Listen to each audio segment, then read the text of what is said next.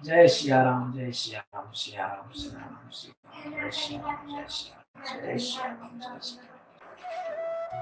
सुमिरत दिव्य दृष्टि है जिनका स्मरण करने से, गुरु महाराज जी के चरणों का ध्यान करने से हृदय में दिव्य दृष्टि उत्पन्न होती है। दिव्य दृष्टि मतलब दिव्य दृष्टि उत्पन्न होने से आप कई अनेक देवी देवताओं के दर्शन हो सकते घर बैठे। आपको कहीं जाने की आवश्यकता नहीं। आप अपने अंदर समस्त देवी देवताओं का दर्शन कर सकते हैं, वो पुण्य प्राप्त कर सकते हैं, फल प्राप्त कर सकते हैं, मोक्ष प्राप्त कर सकते हैं। दलन मोह तम सुस प्रकाशो, बड़े भाग उड़ावैयासो। उनका ध्यान करने से अपने अंदर, अपने हृदय में जो अज्ञानता का अंधकार है, जो दोष है, काम क्रोध लोभ मोह मद मत्सर ईर्ष्या राग द्वेष, सारे अंधकार सारे दोष मिट जाते हैं। और ऐसा भाग्य से ही संभव है। ये हर किसी व्यक्ति के जीवन में ऐसा संभव नहीं है। बड़े भाग्य से ही लोगों के हृदय में ऐसा निवास होता है, यानी वो बहुत बड़ी कृपा होगी, बहुत बड़ा भाग्यशाली होगा तो ही कृपा होगी, तब जाके वैसे दर्शन हो सकते हैं। उघरहि विमल विलोचन ही के, मिटहि दोष दुख भव रजनी के। सूझहि राम चरित मणि मानी, गुप्त प्रकट जन ते जय खान।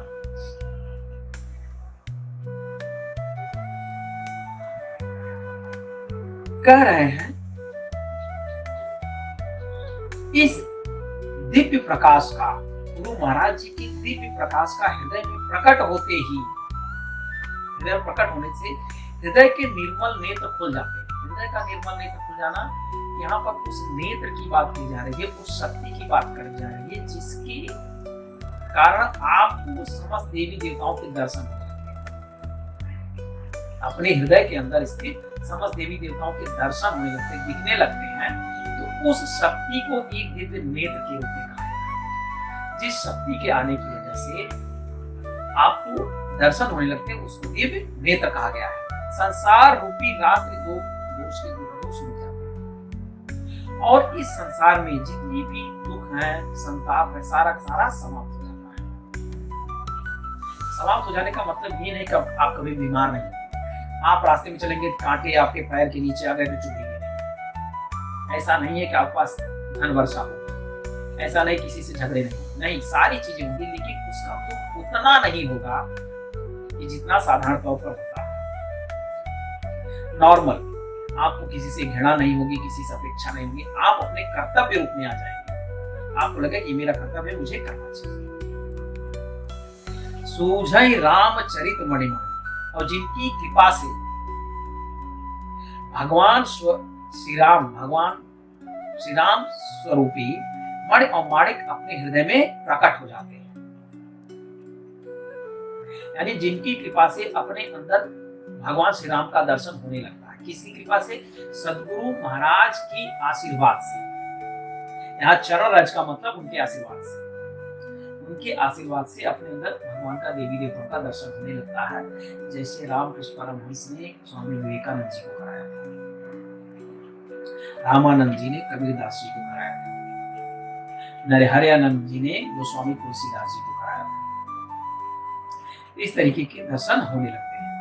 जथा सुमंजन अंजदृग, साधक सिद्ध सुजान, कौतुक देखत सैल बन, भूतल भूरि निधान। कह रहे हैं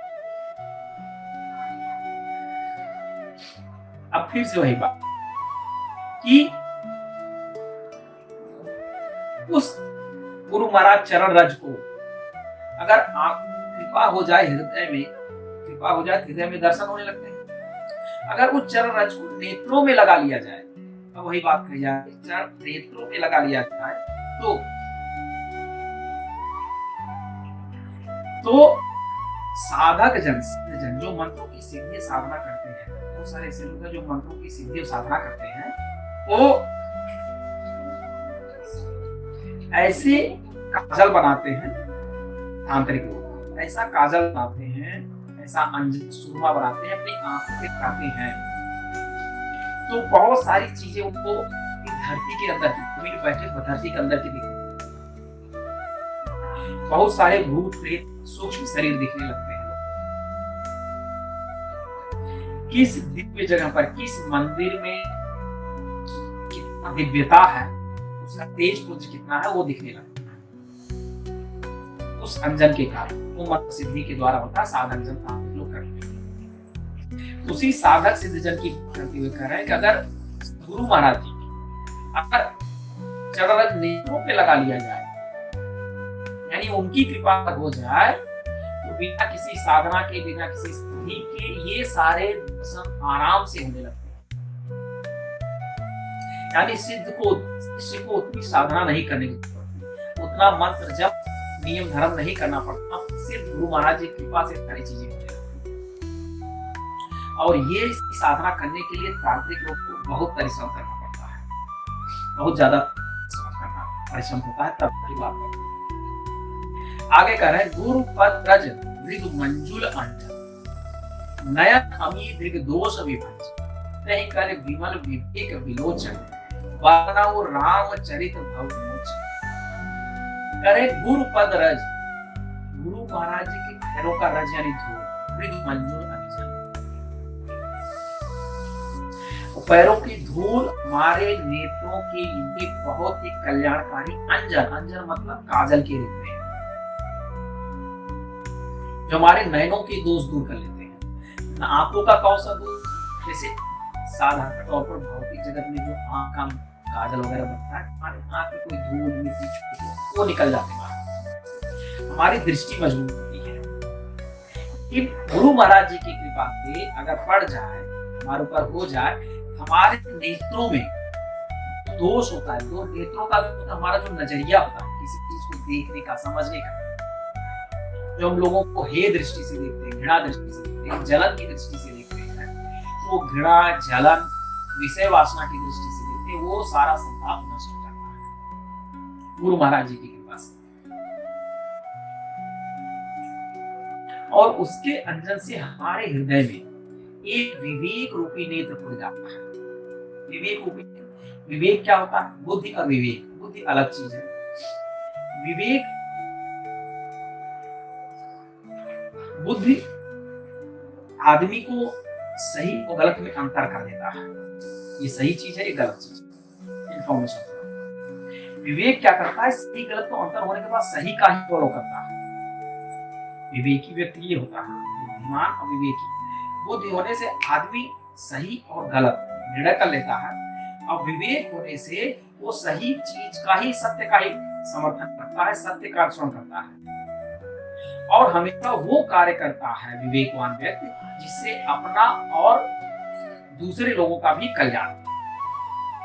बुद्धिमान व्यक्ति ऐसा कुछ कर सकता है कि वो अपना ही कल्याण कर सकता है, लेकिन विवेकवान व्यक्ति अपने साथ साथ औरों का भी कल्याण करता है, उसे विवेक कहते हैं।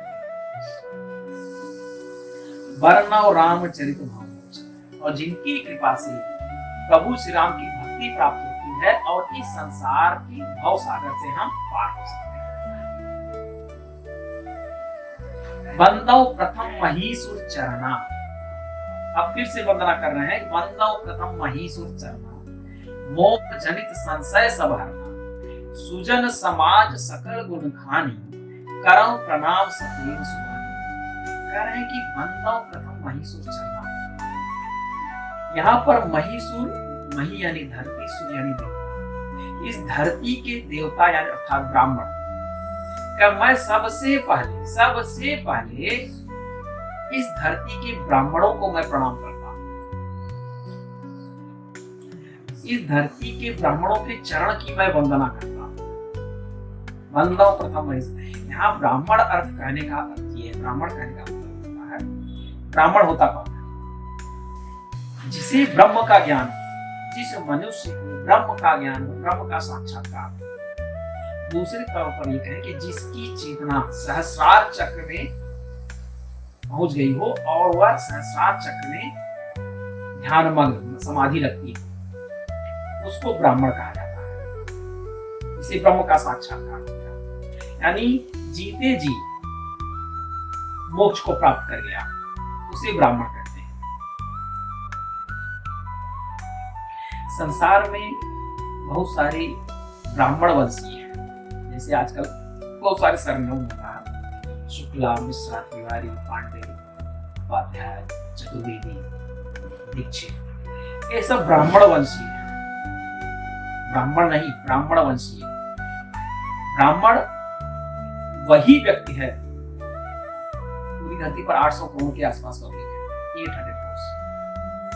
800 करोड़ में चाहे धरती के किसी भी भाग में रहता हो, किसी भी देश में रहता हो, जिसे ब्रह्म का साक्षात्कार हो गया वही ब्राह्मण है। तो कह रहा है कि मैं ऐसे ब्राह्मणों की चरण की वंदना करता हूं, यानी जिनको ब्रह्म का साक्षात्कार हो चुका है। मोह जनित संशय सब,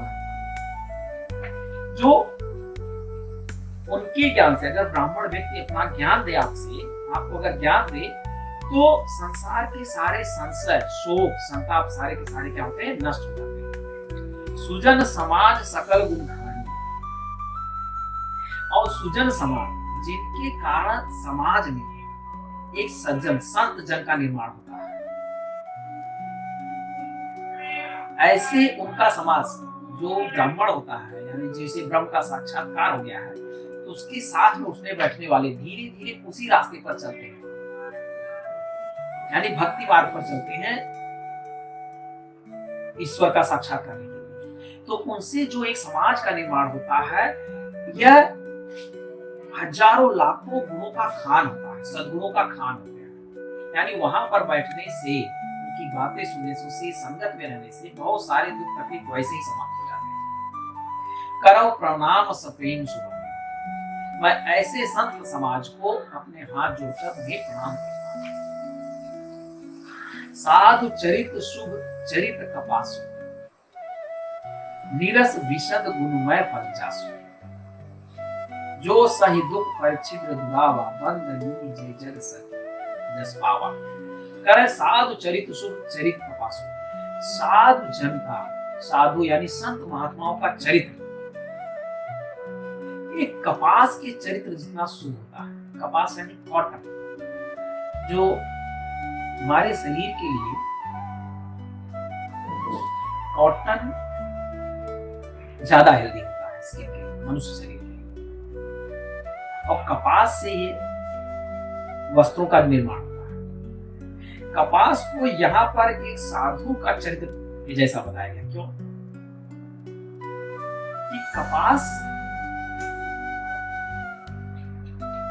इसको पौधे से बीज को निकाला जाए, पौधे से बीज को निकाला जाता है, फिर उनको नोच नोच कर अलग किया जाता है, फिर उनके धागे बनाए जाते हैं, फिर उसमें कलर किया जाता है। बहुत सारे प्रोसेस से गुजरना, उस कपास को गुजरना पड़ता है। और एक तरीके से अगर कपास को एक जीव के रूप में देखा जाए तो बहुत सारी यातनाओं को सहन करने के पश्चात, सहन करने के बाद एक वस्त्र के रूप में आता है। इतना शारीरिक यातना सहने के बावजूद भी वह कपास क्या करता है, एक मनुष्य के तन को ढकता है, यानी परहित में ही अपना जीवन पूरा व्यतीत कर देता है। यानी इतना सारा कष्ट सहने के बावजूद भी वो अपनी सज्जनता नहीं त्याग करता। मृत्यु के पश्चात भी एक व्यक्ति का, समाज का कहीं कहीं तन ढकने का कार्य, परोपकारी कार्य करता है। उसी तरह साधु जन संसार में अनेक कष्टों को सहते हैं। कभी कभी भिक्षा मांग के जीवन यापन करते हैं, कभी कभी भूखों पेट खाना होता है, कभी कभी बीमार हो जाते हैं तो समय पर दवाइयां नहीं मिल पाती हैं, भिक्षा मांगने जाते हैं, अनेक अपमान सहते हैं। तमाम कष्ट सहने के बावजूद भी वो शास्त्रों का, धर्म ग्रंथ का अध्ययन करते हैं, जप तप करते हैं। करने के बावजूद भी जिस परिवार से उसको भोजन नहीं मिलता, उसका भी वो भलाई चाहते हैं, उसको भी ज्ञान देते हैं, उसके भी कल्याण का मार्ग बताते हैं। ठीक उसी तरीके से कपास भी अपना पूरा जीवन देने के बाद भी दूसरों का कल्याण करता है। तो सात जन को कपास की तरह कहते हैं। कपास का बीज आप उसको चखेंगे तो नीरस होता है, उसमें कोई रस नहीं होता, कोई भी लिक्विड ऐसी नहीं होती जिसको शरीर को खा रखे, और विशद, उसमें कोई स्वाद नहीं होता। वैसे संत महात्मा होते हैं, संत महात्मा के पास बैठोगे आप जिस आनंद की तलाश में जाओगे वो नहीं मिलेगा। हम किस आनंद की तलाश करते हैं, किस रस का तलाश करते हैं? हम सांसारिक सुख का तलाश करते हैं। अगर सांसारिक सुख का तलाश करने संत महात्माओं के पास जाओगे तो आपको नहीं मिलेगा। अगर आप आत्मानंद का तलाश करोगे तो उनके पास मिलेगा। यहाँ पे नीरस विशद, नीरस मतलब कोई रस नहीं होता है कपास के बीज में, विशद कोई स्वाद नहीं होता, स्वाद विहीन, गुणमय, लेकिन इतना होने के बावजूद बड़े ही गुणवान होता है वो बीज।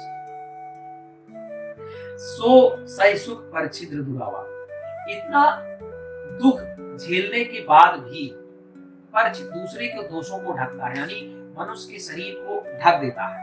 तो ऐसे साधु संत महात्मा बहुत सारी तकलीफ होने के बावजूद किसी की बुराई नहीं करते, वो हर किसी की तारीफ करते हैं। अगर एक घर से भिक्षा मिला नहीं मिला, फिर वो पूछा जब भिक्षा दिया, कहा हाँ हाँ दिया, कोई बात नहीं, उसके पास जितना था उसने दिया। वो अक्सर देती है, खाते भी हैं, कभी भी बुराई नहीं कर। वंदनीय जही जग जग स्वाहा, ऐसे संत महात्मा हर जगह वंदनीय होते हैं। मुद मंगलमय संत समाजो, जो जग जंगम तीर्थ राजो, राम भक्ति जह सुर सरि धारा, सरसई ब्रह्म विचार प्रचार। कह रहे हैं बुध मंगलमय संत समाजो, संत का जो समाज होता है, जैसे कि अगर कोई एक व्यक्ति ज्ञान साधना करते करते करते करते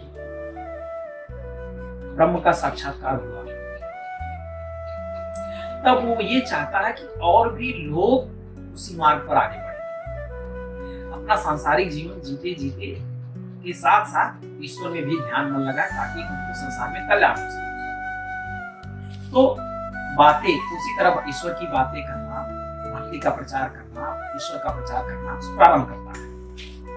तो उनकी बातों से जो प्रभावित होते हैं, धीरे धीरे उनका शिष्यता ग्रहण कर लेते हैं। कुछ लोग इस लेवल के शिष्य हो जाते हैं, अपना घर परिवार छोड़कर इनके साथ रहने लगते हैं, 24 घंटे इन्हीं की सेवा करने लगते हैं, इन्हीं के साथ रहते हैं, और पूरा दिन भजन सत्संग ईश्वर के शरण में बिताते हैं। और कुछ लोग ऐसे होते हैं बचपन से ही इनके साथ जुड़ जाते हैं, तो धीरे धीरे इनका एक संत समाज बन जाता है।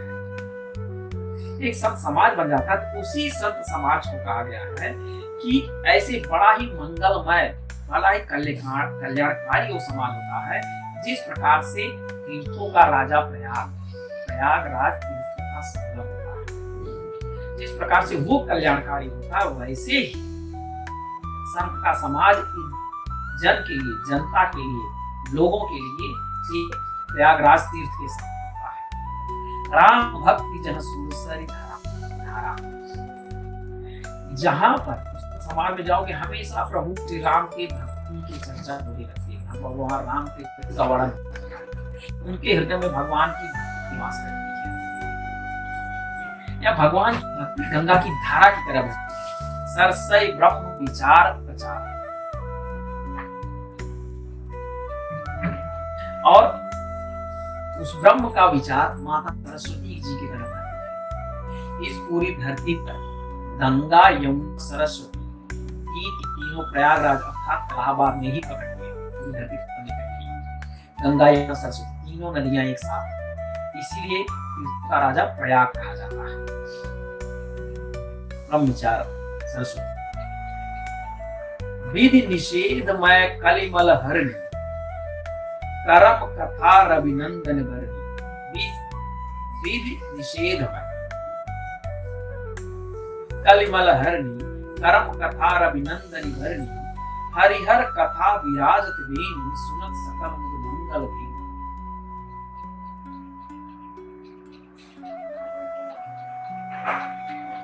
प्रयागराज में, यहाँ प्रयागराज करने का मतलब संत का समाज, संत समाज, जहाँ अनेक संत बैठते हैं एक साथ।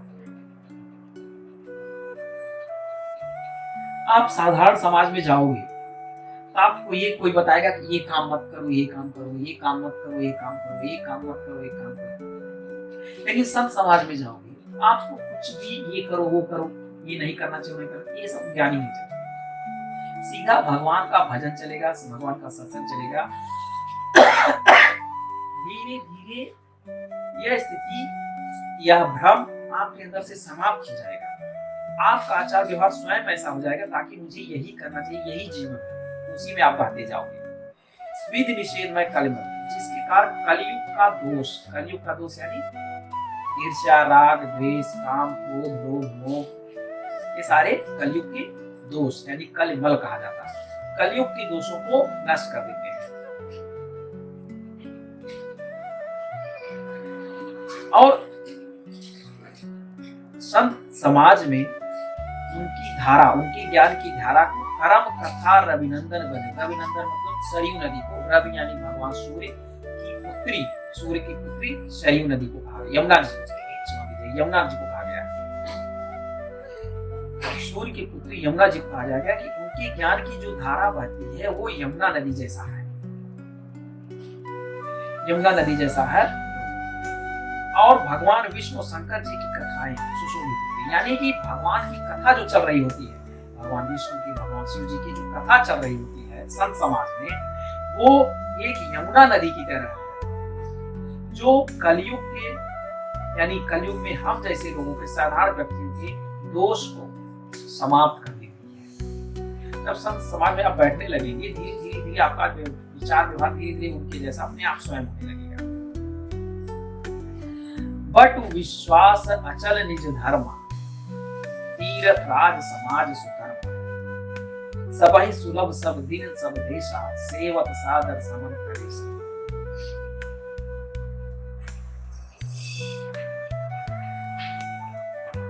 जो अपने धर्म में, संत समाज क्या होता है, संत महात्मा क्या होते हैं, वो अपने धर्म में बहुत ही अटल होते हैं, अपने ही मार्ग, क्योंकि सत्य का ज्ञान हो गया तो सत्य पर इतने अटल होते, भटकते नहीं। सत्य पर उनका जो अटलता, वो जो विश्वास होता है, एक वट वृक्ष के समान होता है। वट वृक्ष धरती में उसकी जड़ें बहुत गहरी तक जाती है, बहुत मजबूती से पकड़े रहती है, और उसका जीवन काल अन्य वृक्षों की तुलना में सैकड़ों हजारों साल का होता है।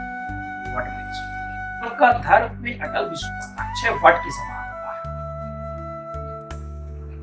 और वह संत समाज सभी देशों में, सबसे सुलभ सब देश दिन परदेशा, वो संत समाज जहाँ जिस भी देश में जहाँ कहीं भी जाएगा, वहां पर जनों का, समाज के अन्य लोगों का, सभी जीवों का दोष को, क्लेश को, संताप हरता हुआ जाएगा, यानी सबके कल्याण का ही कार्य करता हुआ जाएगा। यही कारण है कि हमारे देश का जो सनातन धर्म है, कंबोडिया से लेकर अमेरिका, ब्रिटेन, फ्रांस, हर जगहों पर ही फैला हुआ, क्योंकि संत समाज के लोग जहां कहीं भी मिलेंगे, पर कल्याण की बात, जन कल्याण की बात, जीव कल्याण की बात करते रहे।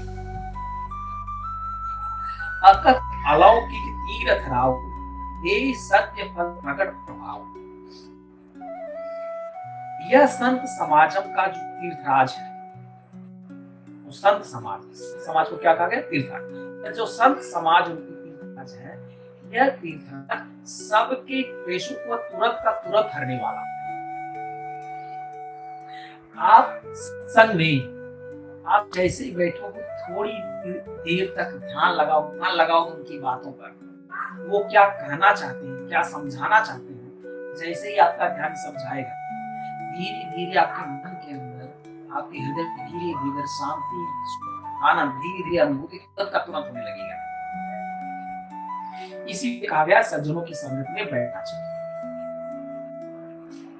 सुन समुझई जन मुदित मन, मज्जहि अति अनुराग, लहई चार फल अचतन, साधु समाज प्रयाग। कह रहे हैं कि जो मनुष्य संत समाज में रहता है, जो मनुष्य संत समाज में रहता है और उनके वचनों को प्रसन्न मन से सुनता है, समझने का प्रयास करता है, तो ऐसे व्यक्ति को धीरे धीरे चारों फल बिना किसी प्रयास के ही प्राप्त हो जाते हैं। तो चार फल कौन से हैं? धर्म, अर्थ, काम, मोक्ष। सनातन में कहा गया है कि धर्मानुसार अर्थ यानी धन की प्राप्ति, धर्मानुसार धन की प्राप्ति करे इसके बाद काम, काम यानी अपना जीवन पकड़ना, सृष्टि की रचना, संख्या बढ़ाना। धर्मानुसार धन की प्राप्ति करे और अपना जीवन उत्पन्न करे, फिर करते हुए मोक्ष की प्राप्ति करे। धर्मानुसार धन की प्राप्ति करते हुए अपना सामाजिक जीवन जीते हुए मोक्ष की प्राप्ति करनी चाहिए। संत समाज में बैठने से, प्रतिदिन अगर आप रेगुलर बैठने लगते हैं, उनके कथा प्रवचन को सुनने लगते हैं, धीरे धीरे आपका आचार व्यवहार ऐसे होने लगता है कि आपके कर्म धर्मानुसार होने लगते हैं। घर में सुख शांति आएगी और अंत में आपकी आत्मा को मोक्ष प्रदान प्राप्ति हो। मज्जन फल पे के तत्काला, काक होने पिक बतौ मराला, सुनि आचरज करे जन कोई, सत्संगत महिमा नहीं कोई। कह रहे हैं जिस प्रकार से तीर्थराज में स्नान करने से तुरंत का तुरंत फल मिलता है, उसी प्रकार से अगर संत समाज में आप बैठते हैं, कोई कितना दुष्ट व्यक्ति हो, जैसे दुष्ट व्यक्ति है, सब महात्मा का प्रवचन सुनता है, आधे घंटे, 1 घंटे, 2 घंटे, 2 घंटे में सब महात्मा लोग सैकड़ों बातें समझे। अगर उस सैकड़ों बात में 1-2 भी बात उसके अंदर बैठ गई, अगर वो बात कहीं और बैठा हुआ है, बोलते बोलते उससे वही बात निकल गई, तो वो अन्य बैठे हुए लोग क्या सोचते हैं कि अरे यार, तू तो अभी तक कितनी उल्टी सीधी जीवन में बातें करता था, अचानक आज ज्ञान की बातें करने लगा। ये तो वही हाल हो गया कि कौवा कोयल की तरह बोलने लगा। तो कौवे के स्वभाव वाला है लेकिन कोयल की तरह बोल रहा है। ये कैसे संभव हुआ उस व्यक्ति के जीवन में? संत समागम में बैठने की वजह से, संतों के बीच बैठने की वजह से, उनकी कथाएं सुनने की वजह से। वो दिन में 1000 बातें बुरा भला बोलता था, लेकिन अचानक उसके मुख से एक ज्ञान की बात वो एक निकल गई, तो अचानक लोग उसको कौवे से कोयल समझने लगते हैं। अर्थात कोई भी परिवर्तन अचानक नहीं होता, धीरे धीरे परिवर्तन होता है। फिर बैठेगा, धीरे धीरे धीरे मन बुद्धि विचार धीरे धीरे बदलने लगते हैं। सूर्य आचरज करे जन कोई।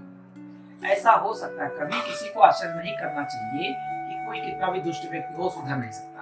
नहीं, संत जनों के बीच में, संत समागम में बैठने से, कथा वचन सुनने से मनुष्य के हृदय में परिवर्तन होता है।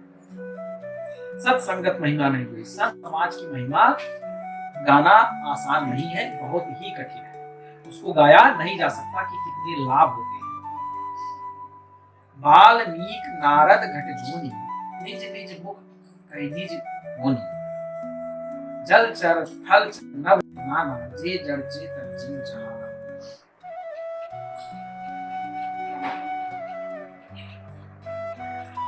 वाल्मीकि, नारद, अगस्त, ये बड़े बड़े ऋषि मुनियों के नाम हैं। वाल्मीकि, नारद और अगस्त अपने अपने मुखों से अपने अपने जीवन का वृतांत कहा है।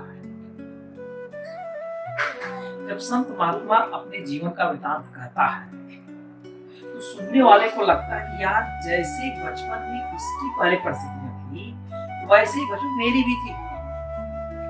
अगर इसने अपना जीवन परिवर्तित करके बेहतर कर सकता है, तो हम भी इसी तरह जीवन जी के अपना जीवन बेहतर कर सकते हैं। संत महात्माओं का जीवन परिचय सुनने से लगता है कि इनका भी जीवन हमारी जो सहज लोगों तक के समान। अगर इनका जीवन बेहतर हो सकता है, हमारा भी बेहतर हो सकता है। यानी साधारण जन को एक प्रेरणा मिलती है जीवन कुछ बेहतर करने, चाहे वो जल में रहने वाले जीव, चाहे जमीन पर चलने वाले, चाहे आकाश में, उनको भी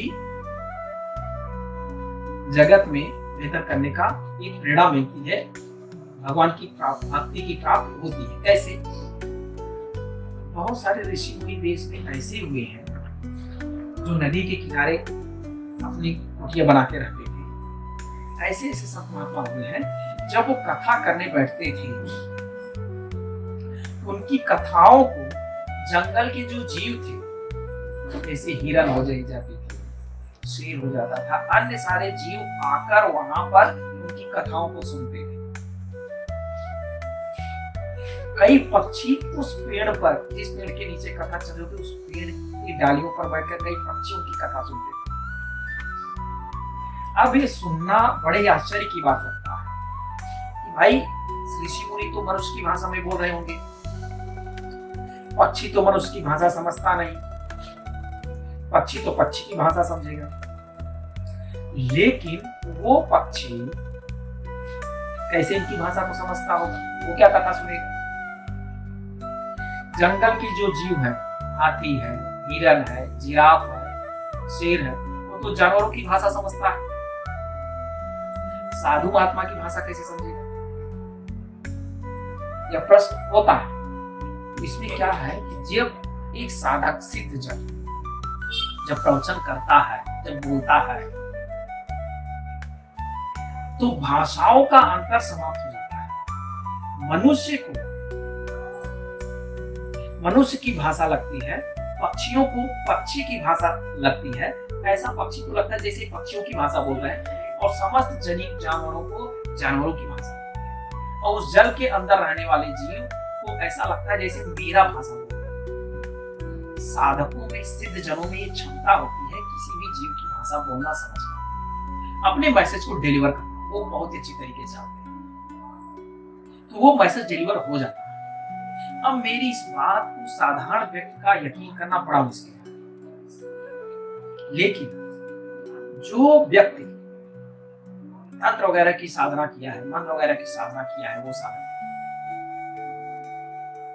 वो मनुष्य होकर भी पक्षियों से बात कर लेता है, जानवरों से बात कर लेता है। ऐसी कई तांत्रिक साधनाएं, ऐसी साधना होती है जिससे बात की जा सकती है। तो भक्ति मार्ग में जो आगे बढ़ता है, जब तक एक सही मार्गदर्शन में, सही गुरु के दिशा निर्देश में करता है, तो इस तरह की सिद्धियां उसको अपने आप प्रकट होती है। इस तरह की सिद्धियां उसको अपने आप प्रकट होती है, तो वो मैसेज अपने आप डिलीवर होता है। इसमें आश्चर्य की बात नहीं है। जो इसका अध्ययन वगैरह करते हैं वो जानते हैं, समझते हैं इस बात को। हम आप जैसे रोजी रोटी चक्कर में पड़ने वाले लोग उतना बात नहीं समझ पाते, लेकिन वो लोग जानते हैं। जय सिया राम, जय सिया राम, सिया राम, सिया राम, सिया राम, जय सिया राम, जय सिया राम, जय सिया राम, जय सिया राम।